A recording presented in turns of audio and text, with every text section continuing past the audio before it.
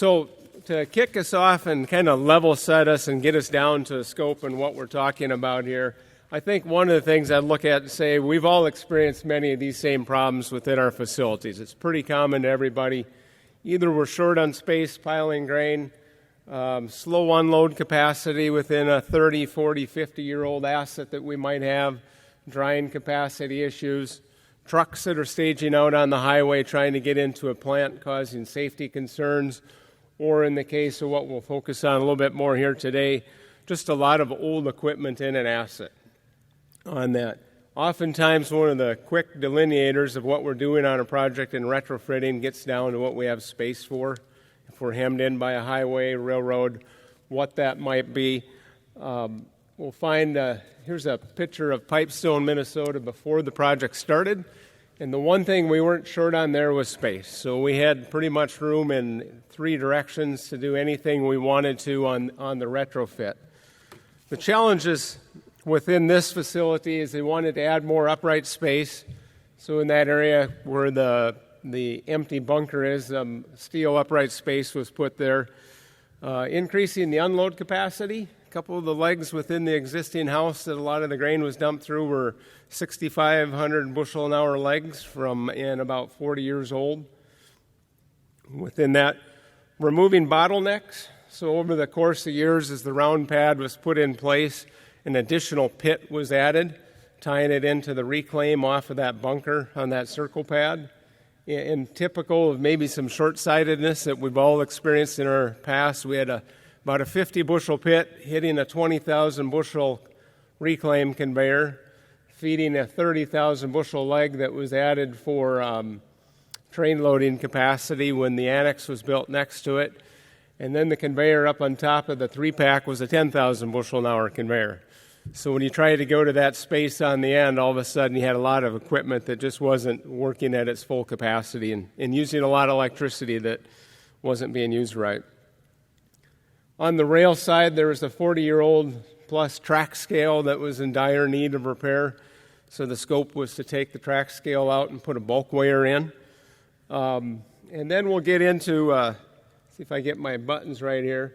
On the top of the existing workhouse, that equipment up there is all 40-year-plus equipment, and the scope of the project was basically removing all the steel off the complete workhouse and replacing it with new towers, legs, grain handling equipment.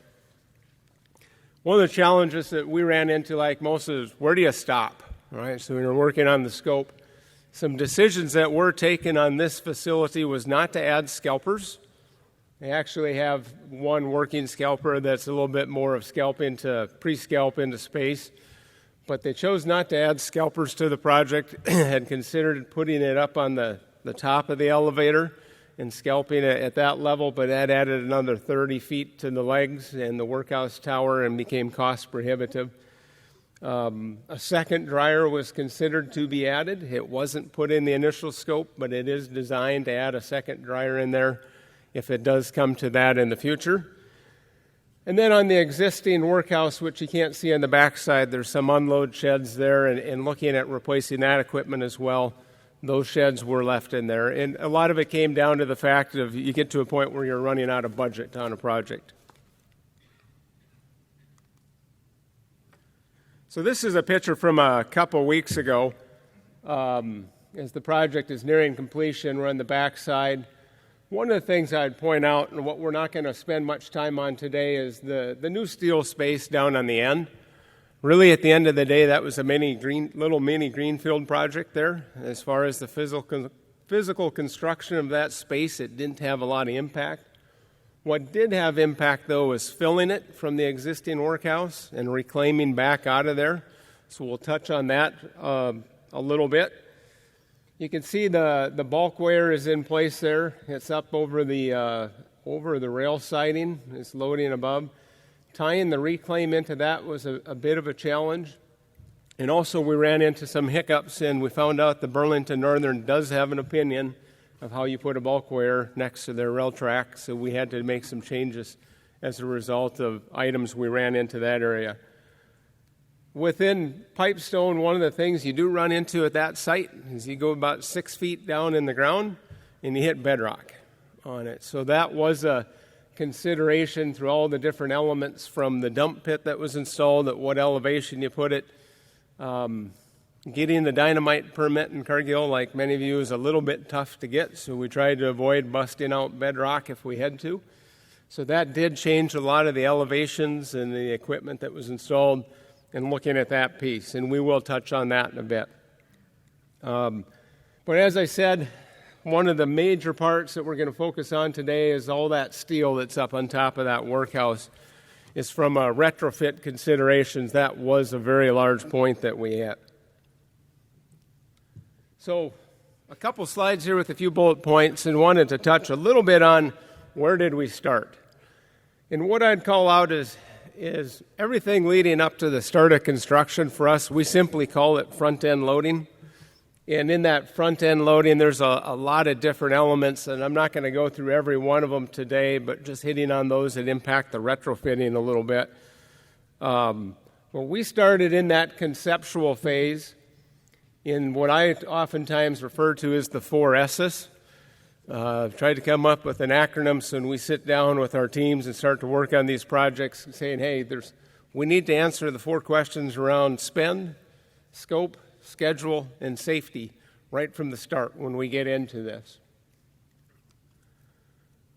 So a little bit on the, when I get into the 4 S's, what we're really trying to do and what we did on this project was getting that alignment up front right away with some of the stakeholders you see listed on the right-hand side, and really starting to look at scope on that and just simply getting everybody aligned on what we intend to build.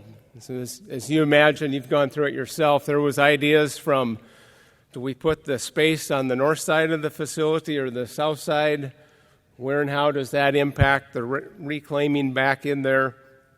And are we going to try and salvage the existing workhouse, or are we going to build new right next to it? A lot of discussions came through that period. The other big one on the front end for us is just getting aligned on spend. Right? We had a lot of people on that right-hand side that still think they could build these assets for the same cost it cost them when they were a plant manager in 1995. And it's a little bit of that shock and awe, and really getting up front when we're looking at scope so that we don't have to go back and all of a sudden have a misalignment on what it's actually going to cost and have to start reworking scope. The other one there is schedule, and especially with the retrofit projects, and I'm going to hit on this in a bit, some of the things we ran into was really getting kind of brutally realistic of how long this is going to take and what it's going to mean through the course of the project. And I talked about at breakfast this morning, I liken it a little bit to if you've ever done a kitchen remodel in your house and you tear it all the way down to the studs and you gut everything and you've moved your family down to the basement for the next 3 months and you're cooking with the microwave and you're washing dishes in the bathroom sink in the basement. It's a little bit of what you get into when you get into the retrofits. So some of the work that we touched on is looking at phases, how we're going to sequence the work, what parts of the facility will be shut down, how long. Are we going to have a 3-month downtime where we don't have the ability to load trains? Some of those considerations, and getting people aligned on that up front. And then the last one is just touching on safety. And what I'd say is it doesn't start day one of construction. It starts day one of looking at the design of that elevator. Especially on the retrofitting, the pre-work that was done related to all the demolition on the site. And in the case of Pipestone, we had to maintain a customer traffic line right through the center of our construction zone for 18 months. So a lot of discussions early and up front on safety and how are we going to keep everybody safe through the whole course of the project. The lesson that, we had the 4 S's, the lesson that we learned is we didn't have full alignment on scope on the front end of this project. We thought we had it. We jumped into preliminary engineering and then kind of hit a roadblock where general management said that's not what we're going to do, so then we had to redo some work, and it comes at a cost of time and money on both of those in redoing that work. So hitting on a a few of those cascading questions on the front end, and this is just a thought provoker, and then we're going to take a look at a few pictures here.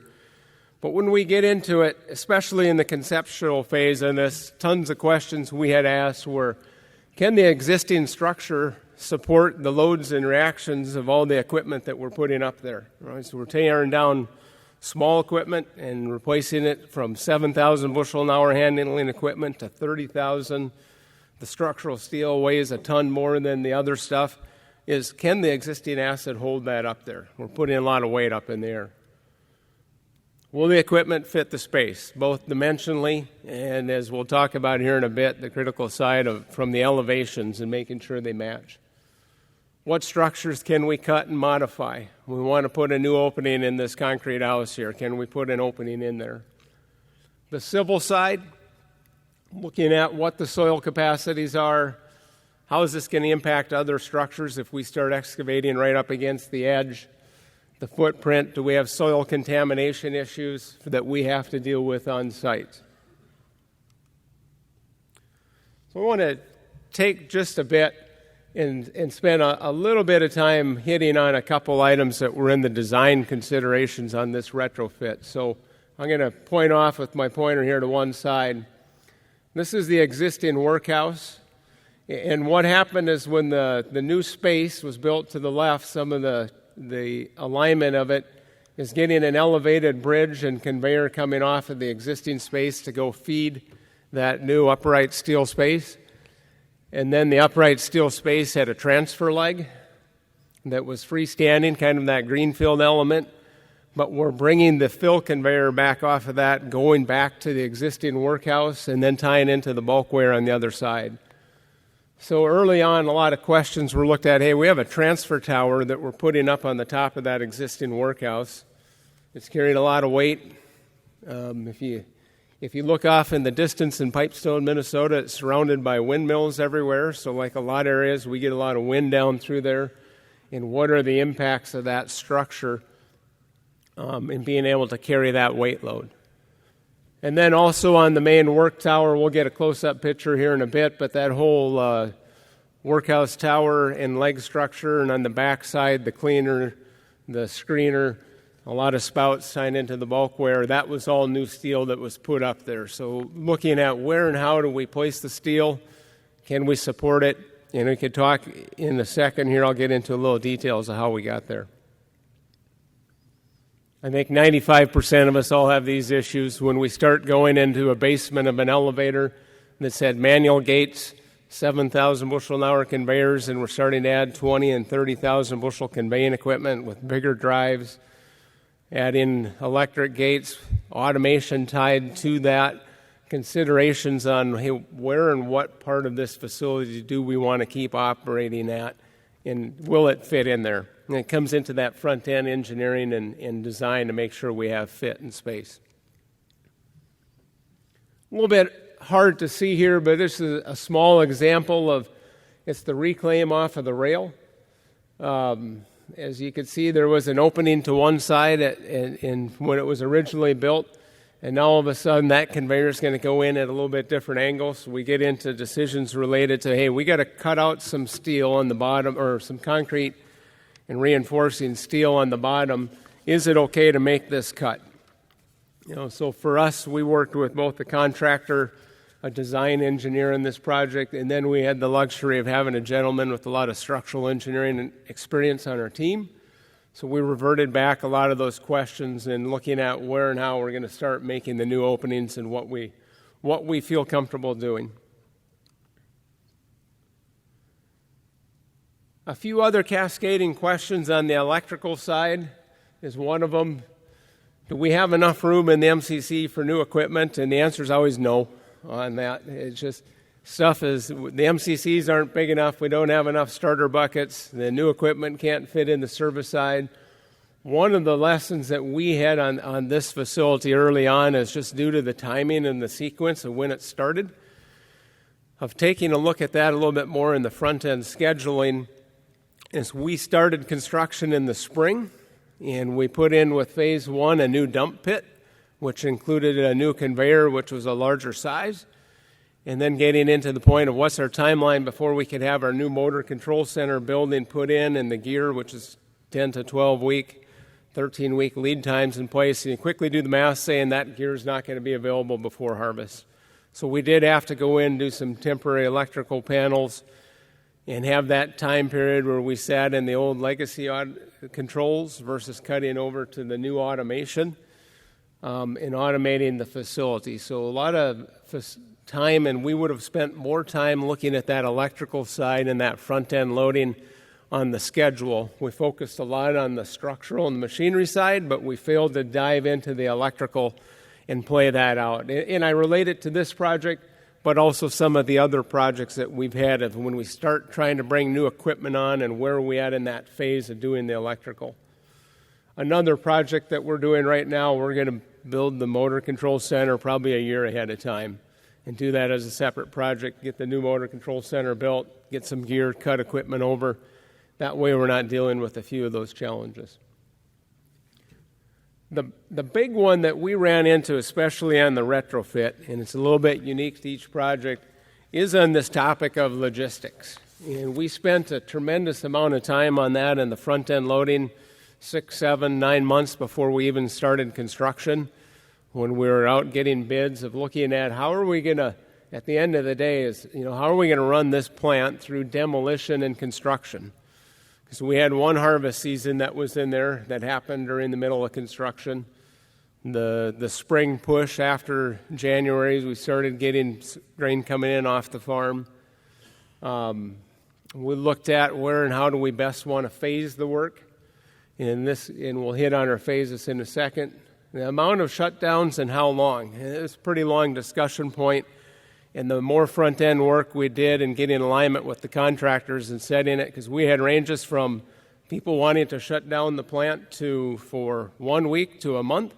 And we've basically had discussions, said, well, shutdowns will be on Saturday and Sunday, or it'll be Friday, Saturday, and Sunday. I think on this year-and-a-half project, we had 1 week period where we totally shut down the asset.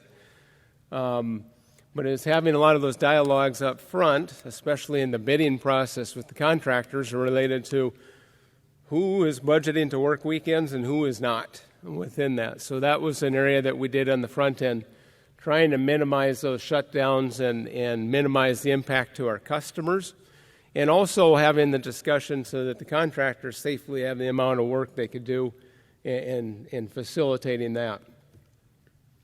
Facilitating traffic patterns. We'll have a picture here in a second. How do we keep our customers safe? And probably just as much or more importantly is how do we keep the contractors safe from the customers? So as we start getting, especially at harvest time, all the rookie drivers getting in semis coming through the assets and setting up physical barriers.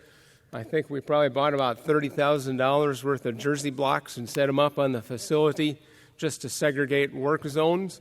So we didn't have customers trying to drive semis through an area that contractors weren't expecting them, and vice versa. And that was a lot of work on the front end to keep the contractors safe as we are crossing into each other's paths.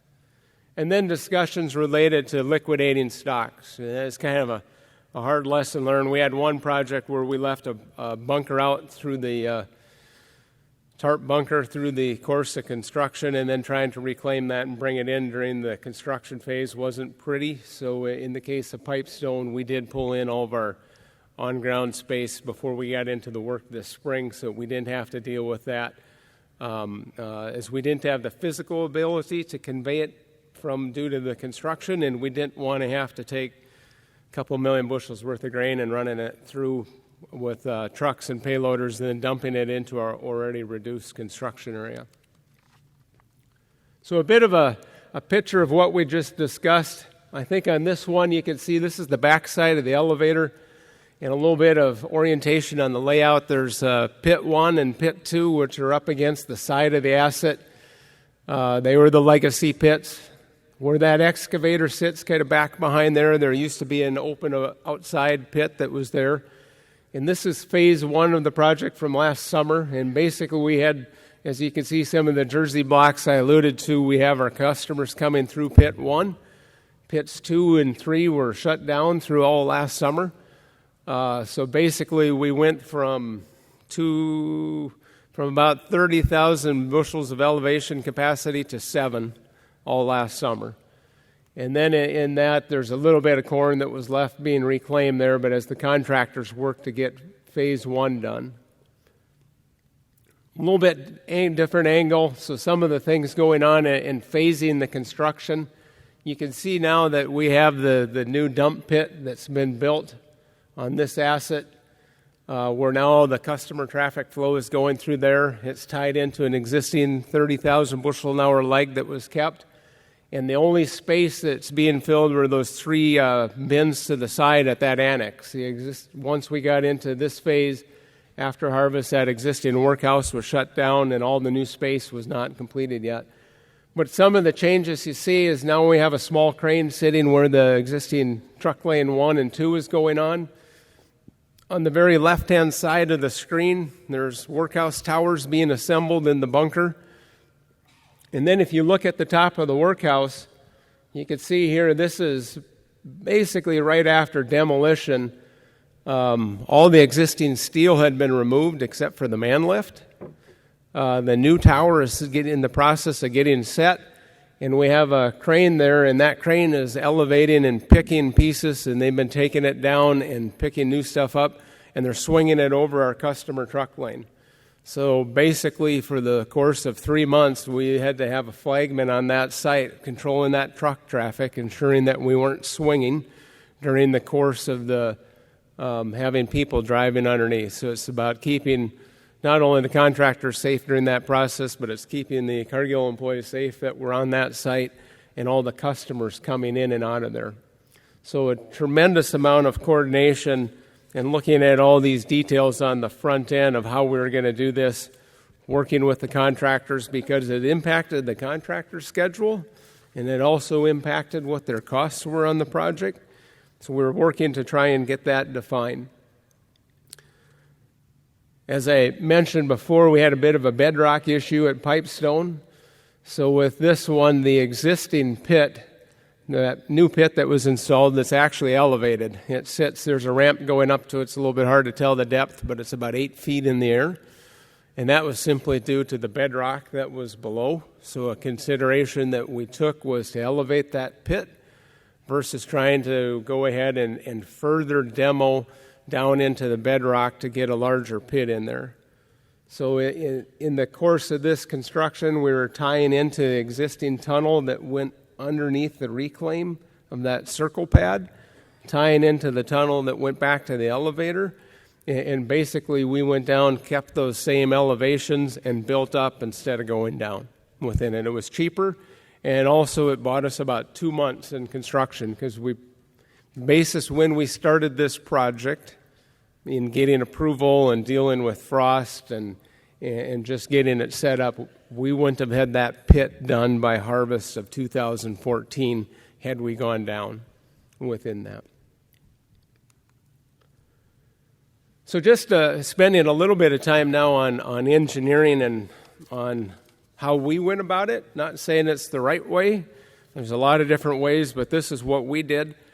In our preliminary engineering, it was really our layout drawings. So it was just a flow diagram, a few plans at grade and at bin top, and 4 or 5 different elevations on this asset.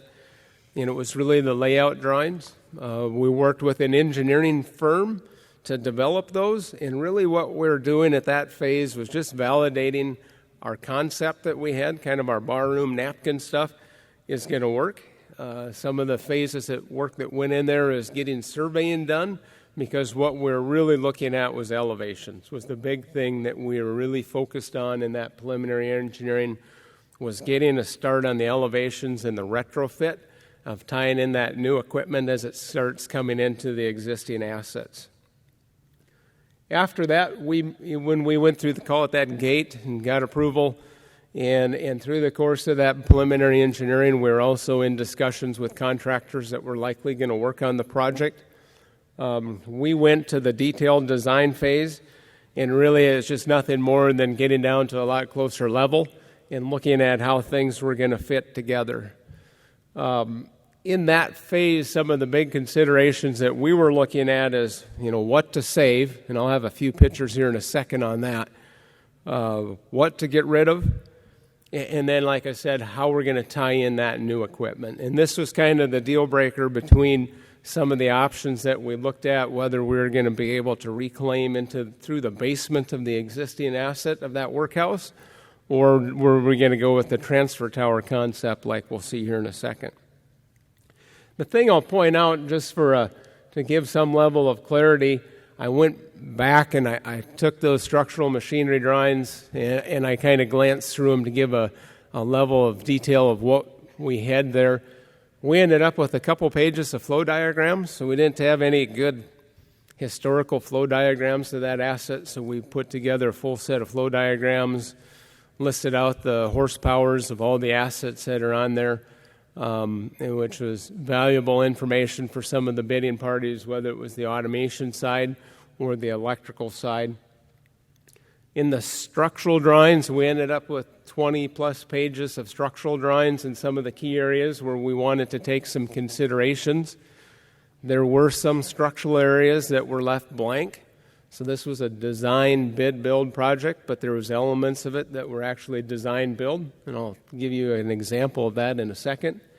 I ended up with 20-some pages of general arrangement drawings as well within it. We did that with an engineering firm, and it can also be done with certain contractors carry those capabilities as well, or they're working in conjunction with other engineering firms. But that was the path that we elected. Plus, on top of that, which I don't go into a lot of detail here, is we had an electrical and automation packages with a lot of one-line diagrams on the electrical, getting into the details on that. Also a complete set of civil drawings as well, which were part of this project. And one of the kind of the lessons learned, and I had it later on, I'm going to bring it up now just so I don't forget. Through the course of this retrofit, we were so enamored by looking at the big stuff, right, how that workhouse tower is going to fit, that we didn't spend enough time digging down into a few of the details from control rooms. On some of the drawings, it was nothing more than a square that said 10 by 24 or whatever the size was, and didn't put enough thought into some of the smaller details. When we saw that on the front end with phase 1 with that pit, so then by the time we got to the phase 2 and 3 of this project, we quickly did dive in there and paid a little more closer attention to a control room that was going to be used on the bulkware, size that we needed, how it fits, ties back to automation, looking at that user functionality, because I think in one case we had a control room that just missed in scope, was nothing in there for electrical on that, so we didn't have any lights in there, we didn't have any outlets, we didn't have any connectivity for automation, we just didn't have much of anything there, we hardly knew the size of that building. So a lesson learned is looking at that, because it what I call it a lot of times is there was cost to that and change to it, but it's those 20% of the items that consume 85% of our time on these projects that really was not a good use of time. So what to save? This is a little closer view of all that steel on the head house, and this is probably where we spent a majority of our time on the retrofit. So this is all 40-year-old equipment. A little bit hard to see, but there's a couple of 7,000 bushel an hour legs there. There's a man lift buried back in there. There's some dust systems that have been taken out of service but never got pulled out. Some old valves, a lot of leaky spouts within there. And there's a structural tower there that when you look closer at it, it was kind of a field-engineered, stick-built tower. And you welded together 100%. So there's a lot of challenges out of there. When we got into this, and this is another picture from just about the same angle, a little bit higher. When we got done at the end of the day, and demolition is done here today, you have one piece of new tower sitting there. We kept a 30,000 bushel an hour leg that was tied into with that annex next door. We kept a gravity screener that was there. Both could use a fresh coat of paint, but mechanically we're working fine. we kept the man lift. And we're going to have a little discussion on that here in a second, because that was a whole heaping full of surprises. And we kept one drag conveyor down on the work floor. When we looked at the existing structural steel up there, the decision got made pretty quick. Because one, we didn't have any history on that structural steel.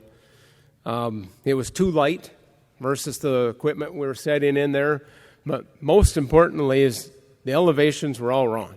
Right, when we started tying in that new equipment from that new space coming in there, when we tried to do even a minimal approach of tying into that, the elevations were all completely wrong when we tried to tie in there. So a discussion quickly got put together to demo all that and set a new structure back up on top of that. So a little bit of the question then is how. So tying in the new tower to the roof. And this is just the case where that's one of the beams that was the first section of the new tower that got installed. It's just simply sitting there today. It's not anchored down, but it's relatively close to where it was at. And this was our personal opinion. Now, some of you may differ, but when we looked at that, we said, that's a good area to do a design build. So kind of how that tower was built into that floor or that roof of that workhouse, we took that as a design build amendment within the project. In our personal opinion, was the contractor had a better vision of how they should tie that into that roof basis previous projects. So that was our view, that they had a better vision of how they'd like to work it.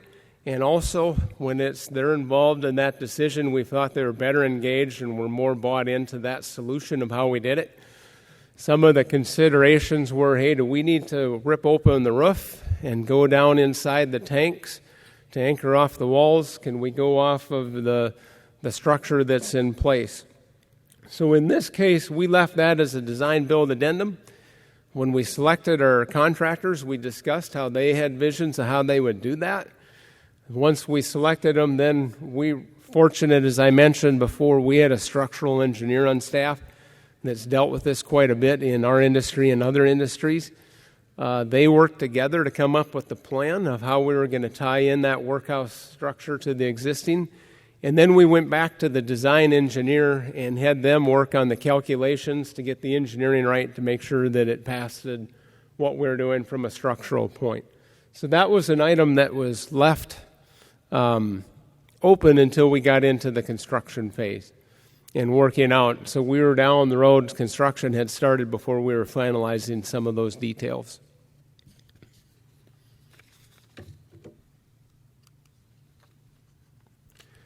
So from a perspective of what surprised us, so there's a picture of that man lift and kind of a little bit of egg on her face, but somehow during the early phases of this retrofit, when we had contractors on site and we had third-party design engineers on site, we had Cargill people up there, somehow it got taken the notion that man lift was a freestanding structure.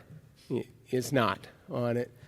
So when we were 4 or 5 months before we started demolition, when we were working on our demolition plan, which I'll maybe take a segue and talk about, we had countless hours and days and weeks talking about when, where, how we're going to do the demolition up there, largely from a safety perspective. But when we started looking at it, it was clear that the man lift was built and intertwined into the existing structure that was up there. As I said, I think that's 60 feet in the air. And as I said, we get a lot of prevailing winds down there. So within that, we had to start working with the contractor and the design engineer. And it's a little bit hard to see, but on the right-hand side of that man lift is a series of A-frames that we had to build that tied back into where the man lift had captured into the existing steel workhouse tower. And then there's a series of 4 or 5 guy cables that are on there to support it through the phase of demolition. So basically that man lift sat in place the whole time. The existing tower was dismantled above and pulled off the top of it, and then the new tower was set down over the top of it. So when we worked with the contractor on the project, one of their comments was it was probably one of the most tricky things that they'd ever done. It was trying to deal with this man lift up there. when we got into the stage of finding out, hey, we're going to have a problem here, one of our first things was, hey, maybe we should just pick off the top portion of this man lift, set it to the ground, and redo it, or pick it at the floor. When we worked with the man lift company, the thing we learned, they said, if you make a modification to that man lift, you need to bring it to current building code when you put it back up. So when we looked at it, it was basically, okay, if we're going to pick it apart, we might as well demo it and just put a new one in, because the cost of bringing it up. And today, the man lift, it's a very sound, it's a good man lift, it's structurally sound, it's got a lot of years to it. And from a cost perspective, we looked at it and said, you know what, we just don't want to replace it. We were well into construction, and it was budget we didn't have. So we did leave the man lift in place. We were able to pick it, and everything went well. But an extreme amount of time was put into looking at how can we save that man lift without taking it down through the course of construction. And it came back to a lot of that demolition planning. When we got in there, we had allocated about a month to do the demo on that workhouse tower up there. And when we looked at it, thanks to the front-end planning that we did in conjunction with the contractor, we actually got it done in 9 business days in getting the demo done. But we had marked the steel, we had looked at that thing many times and how we were going to demo that asset. So that was a lesson learned that we ran into during the course of there. Another one, a little bit of a lead-in for our next speakers, give them something. So the new source performance standard. In the front-end loading, when we were doing our permit review, we tripped on the fact that the new space was going to put us over that magic space mark of when we were subject to NSPS. And in this facility, you have the luxury of not being on the highway, so we have a lot of space, but the truck road in and out of the site was 1.3-mile circle. So with all the fugitive emissions being calculated from that gravel road now being taken into our air permit, we ended up paving with concrete 1.3 miles of roadway, and we now have the largest drag strip in Pipestone, Minnesota, in there, and trying to look at how to keep the customer speed down as they can really race on it. But it also came at a cost of about $1.2 million. Luckily, concrete's cheap in Pipestone, Minnesota, and was actually cheaper than asphalt. But in the initial conceptual phase, that was $1 million we hadn't planned on. But at least before we had the project approved, we had identified it, but it was a consideration that wasn't even on our radar. And we happened to be working with a third-party consultant on the air emissions, and they said, hey, you got a problem here, and brought that to our attention. So a lead-in for the other one. And with the other item we ran into was the drainage. And simply, we're shedding a lot more water off of those bin tops than we had been before. And as we cut and changed some of the elevations around there, we ended up with some localized flooding. And the consulting engineer that was working with us on the engineering basically did a little bit of I told you so. It was something that had been identified. We didn't pay close enough attention to it on the front end. And in Minnesota these days, everything you hear is about water, water, water, and drainage.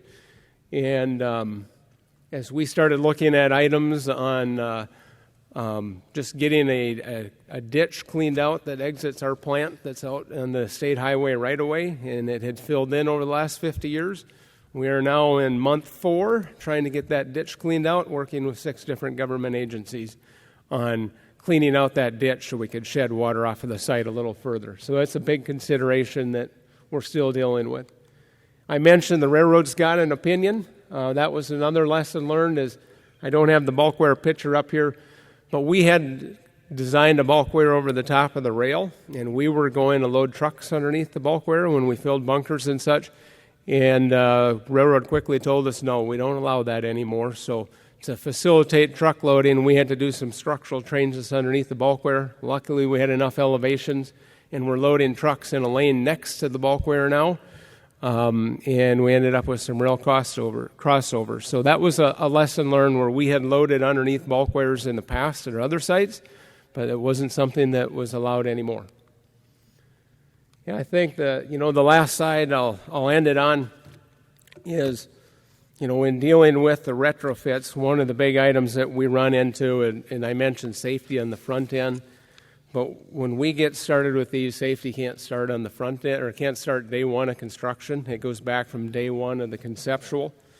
So when we get into a retrofit, especially when we're dealing with a extensive amount of demolition, all elevated work in demolition, to say we're swinging over existing customers, we have traffic and customer flows to deal with. And as I said, we focused on protecting the customers. We quickly realized we need to protect the contractors from the customers as well. When we started getting into traffic flows and some considerations we took in there. And then running the asset. So as we phased and we're running at one point, not doing anything with that annex off to the side and everything through the workhouse. And then eventually we got into the new space in the annex and not using the workhouse in the center, but just that managing items from cut and weld through the course of demolition. And thank the folks on site who spent countless hours working on that every day and getting cut and burn permits every day for 18 months, looking at where and how they were going to do that. So there's a lot of risk with the retrofits from a safety perspective. And at the end of the day, we all have a budget to meet. We have a schedule to meet. The facility's got to run. But none of that means a damn thing if we allow anybody to get killed, seriously hurt, or even to smash a thumb on the project. So it's an item from day one that we took seriously and looked at, and vitally important on the retrofit projects.